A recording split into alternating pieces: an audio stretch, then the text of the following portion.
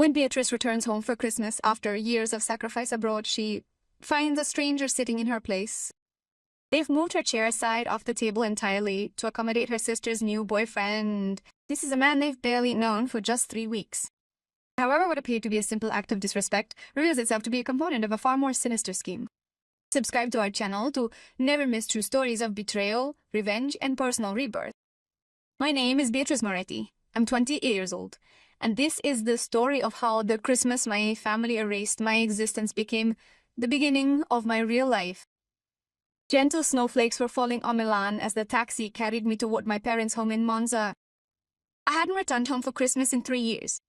I spent 3 years in London, working 16 hours a day in an architecture firm diligently, sending money home every month, making immense sacrifices to create something truly solid and lasting. This year, I had decided enough was enough.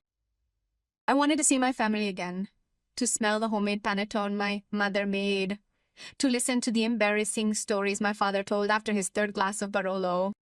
I also had a surprise, a check for euro 15,000 euros to help them with the mortgage that I knew was strangling them. I kept it in my bag, neatly folded into a red envelope. The taxi pulled up in front of the semi-detached house where I had grown up. Christmas lights twinkled in the windows. The same decorated tree as always was visible through the glass of the living room. With a pounding heart full of excitement, I dragged my suitcase all the way to the gate. My mother opened the door before I could even ring the bell. Her smile faded almost immediately, replaced by a strange expression that was half annoyance and half embarrassment. "Beatrice," she said in a tone I hadn't expected, "we weren't aware of your arrival today. I informed Mom 3 weeks ago via email, and I then sent her a follow-up confirmation yesterday evening." Yes, of course. It's just that, well, come in. It's cold." I entered the house I knew by heart. The smell was the same. Cinnamon, wood burning in the fireplace, sauce simmering. But there was something different about the atmosphere. Too quiet, too tense, too tense. In the living room, I found my sister, Victoria, 25, sitting on the sofa next to a man I had never seen before. Tall, with dark greased hair, dressed in an expensive cashmere sweater. He was smiling with too much confidence, as if this were his home. "Bea!" Victoria sprang to her feet and embraced me, yet her hug appeared artificial, too. "Let me introduce Marco. Marco, this is my sister, the one who lives in London. Nice to meet you," he said, standing up to shake my hand. His grip was too strong, too long. His eyes were studying me as if he were evaluating an investment. "How long have you been together?" I asked, attempting to be polite. 3 magnificent weeks, Marco replied, his arm wrapping possessively around Vea's shoulders, a gesture that left me with goosebumps. 3 weeks, and he was already here, in our house for Christmas and gifts. My father came in from the kitchen, drying his hands on a dish towel. "Beatrice, we were finally about to sit down to dinner." I embraced my dad. "Dad," I said. He seemed different, older, and much more tired to me now. Or maybe it was just me who hadn't seen him in so long. "Let's go eat," my mother announced with unnatural haste. I followed everyone toward the dining room, the one we used only for special occasions. The table was set with the best tablecloth, the one embroidered by my grandmother, the porcelain plates, the crystal glasses, the candles lit. Everything was perfect, except for one thing. There were only 5 chairs.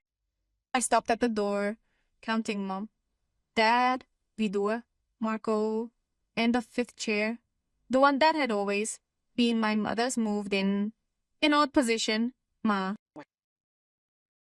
I asked. My voice was already shaking. The silence that followed lasted an eternity. My mother looked at my father. My father looked at Victoria. Victoria looked at Marco. And Marco looked at me with what I can only describe as cruel amusement. "Hey, honey," my mother began in that tone she used when she had to give me bad news. "We figured that since Marco is a guest and you live away now, well, it would be more polite." "Did you remove my chair?" I said quietly. "It wasn't a question." "We didn't remove it," Victoria interjected quickly. "We moved it to the kitchen. We thought you could eat there so you can help us carry the dishes too." Write in the comments what you would have done in my place and subscribe to follow this story. I looked into the kitchen through the open door. It was indeed an old folding chair, the kind we'd use for unexpected guests, and upon a corner of the counter there was a plastic plate, not porcelain. A plastic plate. You're kidding, I said, even though I knew I wasn't. Beatrice, don't make a scene, my father said in an authoritative tone. Marco is an important guest. He works in finance. He just bought an apartment in Milan. Vittoria is lucky to have found him. And what am I? The daughter you raised for 28 years. The one who paid half of your mortgage for the last 3 years, Bian's. My mother's face stiffened. That was a voluntary gift. You can't hold that against us now. I'm not holding it against us. I'm just asking to have a place at the table in the house where I grew up. Beatrice? Marco's voice made my blood run cold. He spoke condescendingly, as if I were a capricious child. I understand that this is difficult for you. Jealousy between sisters is normal. But Vittoria and I are building something serious, and your family is simply supporting us. You should be happy for your sister.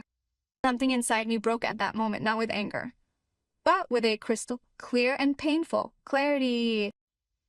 I turned to my sister. 3 weeks, Vero, you've known him for 3 weeks, and he's the one who's been with me for 3 weeks. Have you given my seat yet? She looked down. You're never here. You haven't been home in 3 years. What did you expect? I expected a family, I said, my voice cracking. My mother stepped forward. Just sit in the kitchen, Beatrice. Don't ruin our Christmas with your drama. I looked at the plastic plate on the counter. I looked at the elegant table where my chair had been replaced by a stranger. I looked at the faces of my family, indifferent, annoyed, ready to start dinner again as if I weren't even there. No, I said calmly. I won't sit in the kitchen and ruin your Christmas because I won't be here. Beatrice, my father began. I haven't finished, I interrupted.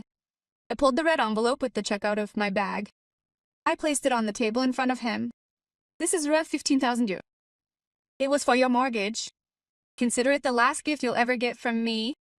My mother opened the envelope with shaking hands. His eyes widened when he saw the amount. Beatrice, honey, don't be so dramatic, he suggested. No, Mom, I'm being realistic. You have literally wiped me out. You have removed my chair, my plate, my position within this family. So I'm erasing you from my life. I turned to leave, but Marco chuckled. What a show. I suspect that's why she lives abroad. She's just too melodramatic to get along with ordinary people. I halted, took a deep breath, and then slowly turned my gaze towards him. You don't know me. You don't know anything about me, my life, what I've sacrificed for this family. You've been here for 3 weeks and already you feel more a part of this house than I do. Well, enjoy it, because in 6 months, when Vittoria discovers who you really are, and you've gotten what you wanted, look around you. This family will have erased you completely, just as they did with me. That's what they do. Vittoria jumped to her feet. How dare you? Marco loves me. Marco loves what you can give him, I replied with a smile. Calm down. And this family is so desperate to appear normal that you sold yourselves to the first man with a big smile and a fat wallet. Get out of this house, my father shouted. Right away. With pleasure. I picked up my suitcase and went out into the freezing night. As I walked to the tram stop, tears finally streaming down my cheeks, I heard the door slam behind me. No one ran after me. No one called my name.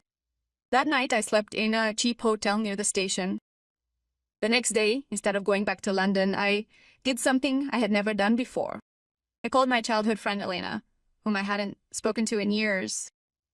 Yeah, good heavens, I thought you were dead. I almost laughed in response. Can I see you? We met at a cafe in the center of Milan. I told her everything.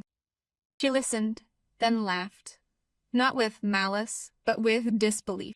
3 weeks and they've already made him sit in your place. Well, this is madness. But you know what it means, right? That my family has gone mad. No, that you are finally free. Her words hit me like a slap in the face. Free? I had never thought of my family as a prison, but perhaps it had always been. A prison made up of unfulfilled duties, unrequited love, unrecognized sacrifices, conditional love. What should you do? Elena smiled. What you should have done years ago. Live for yourself. In the days that followed, as Christmas faded and the new year approached, I began to rebuild. I got some professional contacts in Milan. I discovered that a prestigious architecture firm was looking for someone with my international experience. I went for an interview. They offered me a senior position with a salary I never would have imagined. When can you start? The manager asked. Monday, I replied without hesitation. I found an apartment in Porta Romana, small but bright with a balcony overlooking the rooftops of Milan. Nothing fancy, but it was mine. Completely mine. I didn't call my family. I didn't answer their calls. First angry, then worried, finally manipulative. Beatrice, your mother is sick because of you. Beatrice, you have to stop acting like a child. Beatrice, it's Vittoria who's suffering, not you. I let her suffer.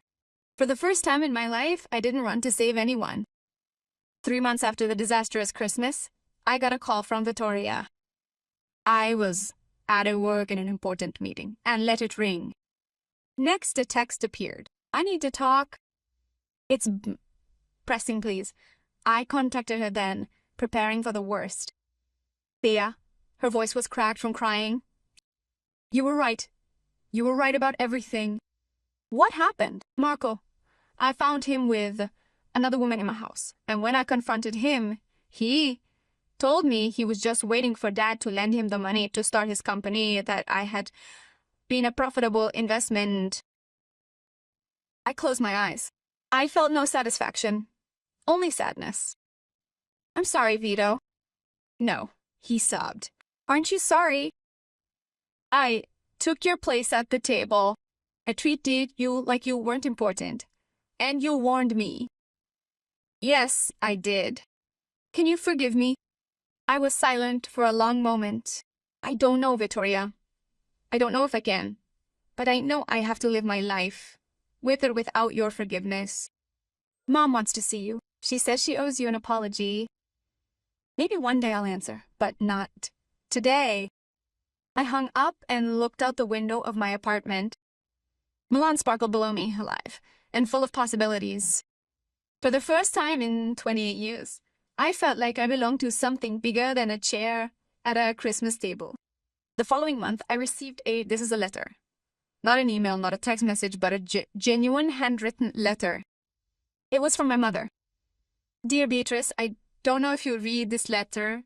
I don't know if you want to hear from us anymore, but I have to tell you, we were wrong. I was wrong. That Christmas, I chose appearance over love. I opted to impress an unfamiliar person as opposed to protecting my daughter. And now that Marco has disappeared with euro 5,000 euros that your father had lent him, I realize how stupid we were. I'm not asking you to come back. I'm not asking you to forgive us. I'm just telling you that I finally see you, and I'm sorry that it took losing you to understand how much you're worth. I folded the letter and put it in a drawer. Maybe one day I would answer. Maybe not. A year after that Christmas, I organized my first dinner. Not with my biological family, but with the one I had chosen. Elena, and then there were my colleagues at the firm. They saw me for who I truly was, not solely for my potential contributions. I set the table with care. Mismatched plates bought at the markets, of second-hand items, glasses of every shape and color, different chairs, some wooden, some old, some new. None the same as the other, but all with a place. When everyone arrived, Elena raised her glass. To Beatrice, who taught us that sometimes the best family is the one you build, not the one you are born into. I looked at those faces around the table, people who had chosen me, who had chosen to be there. And for the first time in years, I felt like I was finally home. Press the like button and subscribe for more tales of rebirth similar to this one. Today I am 31 years old. I have my own studio, with my name on the door. I work on projects that I am passionate about. I have friends who respect me. And yes, I have slowly reconnected with my family with clear boundaries without ever forgetting that empty chair. Because that empty chair taught me the most valuable lesson of my life. You can't force people to see you, you can only decide to stop making yourself invisible. And when you finally see yourself for who you are, strong, capable, worthy, you discover that you don't need a place at their table because you can build your own end.